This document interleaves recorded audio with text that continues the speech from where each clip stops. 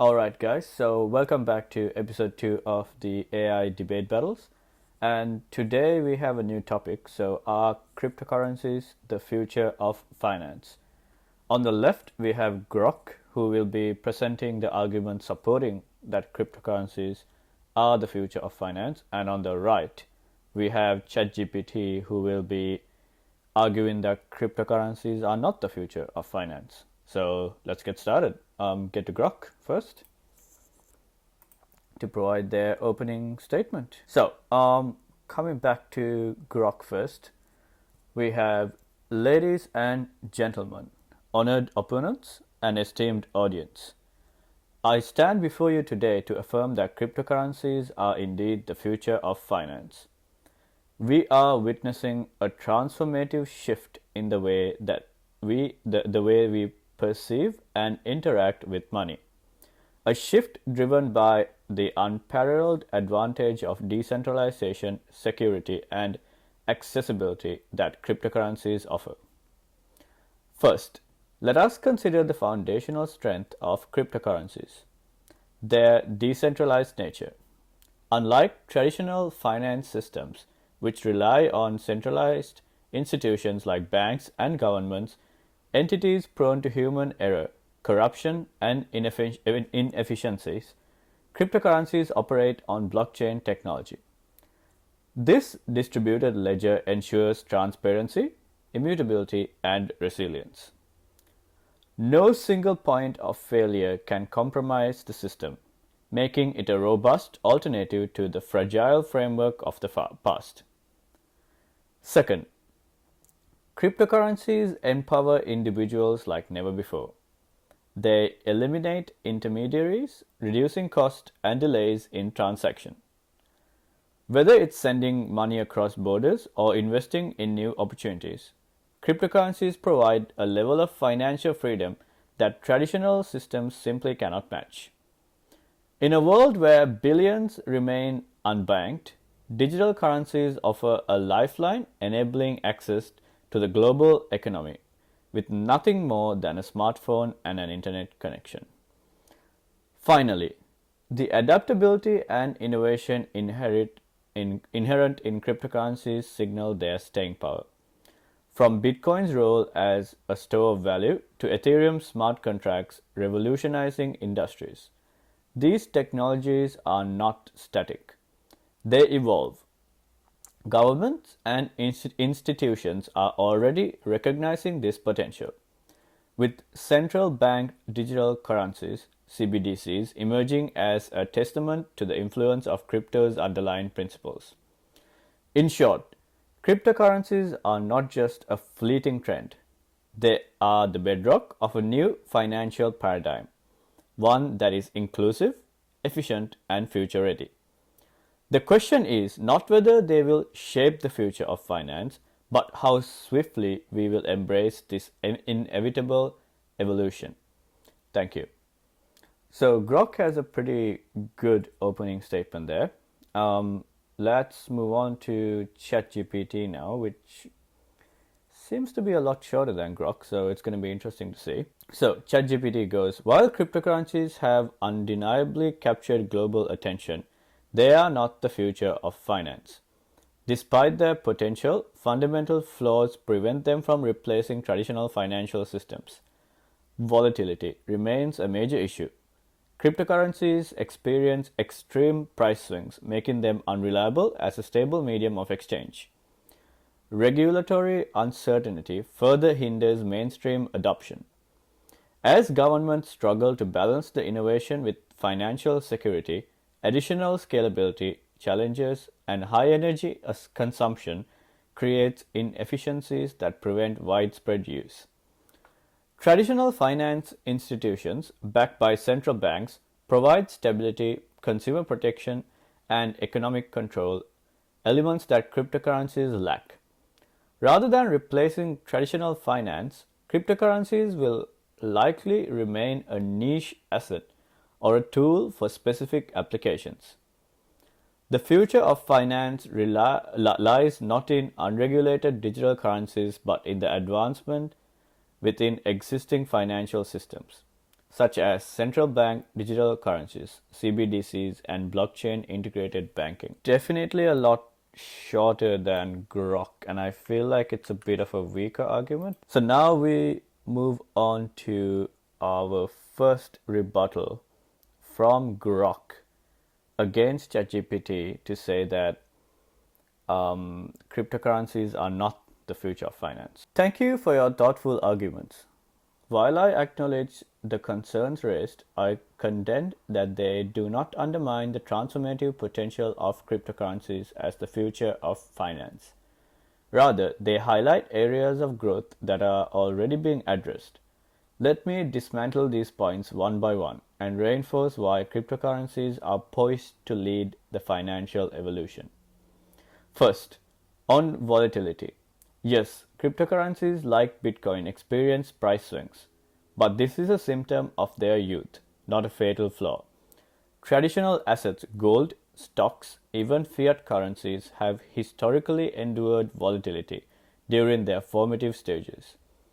As adoption grows and markets mature, we are already seeing stabilization trends, with institutional investments and stablecoins pegged to fiat currencies smoothing out fluctuations. Volatility is not a disqualifier, it's a phase. Second, regulatory uncertainty is not a death knell. It's a sign of progress. Governments aren't rejecting cryptocurrencies, they're grappling with how to integrate them. The rise of CBDCs, which your argument champions, is not a counterpoint but a validation of crypto's influence. These digital currencies borrow heavily from blockchain's playbook, proving that principles of decentralization and digitization are the future. Whether branded as cryptocurrency or state-backed tokens, regulation will adapt, as it always has, to disruptive innovation. Third, scalability and energy consumption are technical challenges, not insurmountable barriers. Innovations like the Lightning Network for Bitcoin and Ethereum's shift to proof of stake have already slashed energy use and boosted transaction speeds.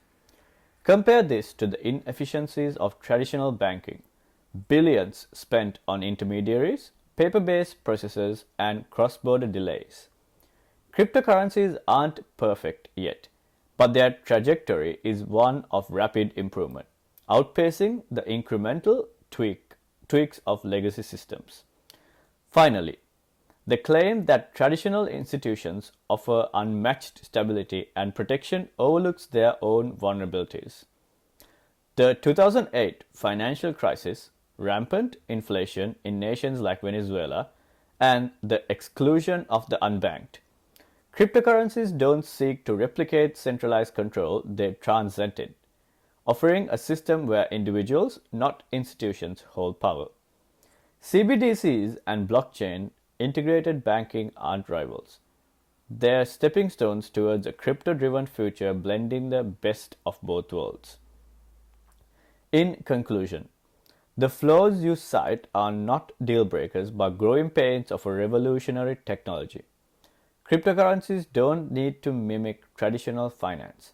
They are here to redefine it, delivering a more inclusive, efficient, and resilient financial ecosystem.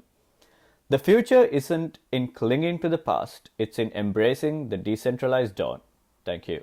Let's just see what ChatGPT's rebuttal would be. Yeah, so it starts, while my opponent paints an optimistic picture of cryptocurrencies as the future of finance, their argument overlooks several fundamental flaws that prevent crypto from replacing traditional financial systems. First, decentralization is not a flawless advantage. While removing intermediaries sounds appealing, decentralization comes at a cost: lack of accountability. Traditional financial institutions provide consumer protection, fraud prevention, and recourse mechanisms, safeguards that cryptocurrencies largely lack. If a person's crypto holdings are stolen or lost due to a hack, there is no central authority to recover their funds. Moreover, decentralized networks are not immune to manipulation. Whales, large holders of crypto, can influence markets and governance issues within blockchain communities, often lead to forks and instability. Second, cryptocurrencies are not as accessible or cost effective as claimed. My opponent argues that they provide financial inclusion, yet in reality the volatility of crypto markets make them unreliable for everyday transactions. A currency that can lose 20% of its value overnight is not a practical medium of exchange. Furthermore, transaction fees on popular blockchains like Ethereum can be exorbitant, making microtransactions infeasible for many users.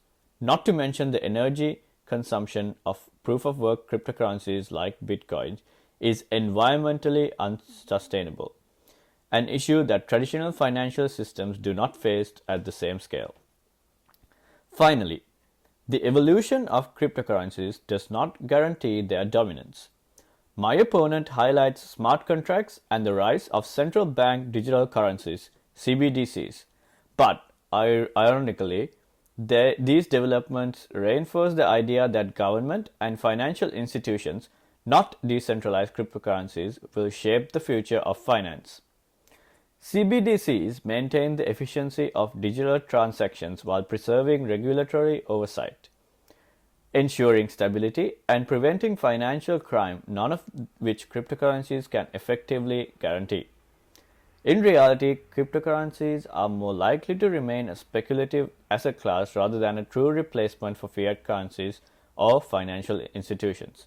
The future of finance is about improving and integrating digital solutions within existing frameworks, not replacing them with unregulated, volatile alternatives. But just going down to the closing arguments. All right, coming down to our closing arguments, we first have Grok. Ladies and gentlemen, as we draw this debate to a close, let us reflect on the core of our discussion: the future of finance. I have argued that cryptocurrencies are not merely a passing phenomenon, but the foundation of a financial revolution, one built on decentralization, empowerment, and innovation. My opponent has raised valid concerns: volatility, regulation, scalability. But these are not fatal flaws. They are challenges being met with solutions.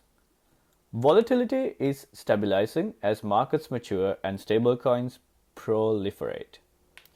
Regulatory frameworks are evolving, not to stifle cryptocurrencies but to embrace their principles, as seen with CBDCs. And technical hurdles like energy use and transaction speed are being overcome through relentless innovation, far outpacing the sluggish reforms of traditional systems. Contrast this with the status quo, a centralized financial world riddled with inefficiencies, exclusion, and fragility.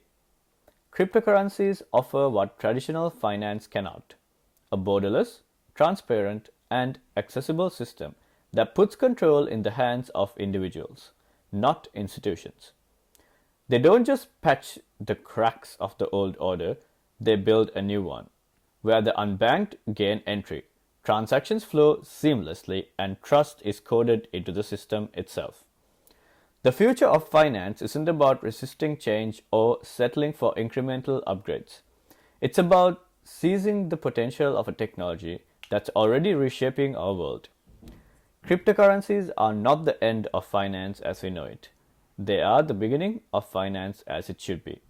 Embrace them, and we step boldly into a more equitable and dynamic tomorrow. Thank you.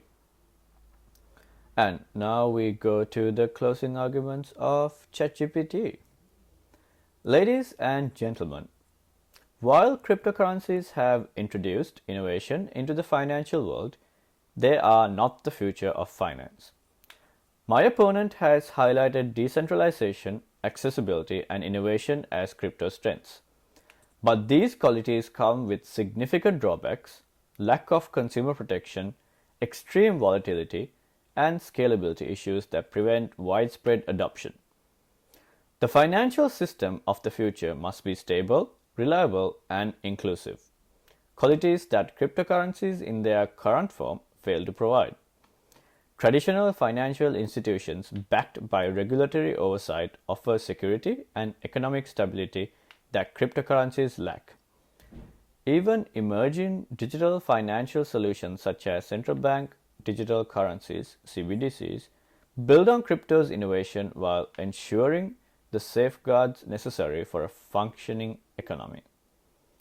Ultimately, the future of finance lies not in the unregulated and speculative world of cryptocurrencies, but in the refinement and modernization of existing financial structures. The excitement surrounding crypto may continue, but hype does not equal sustainability. Thank you.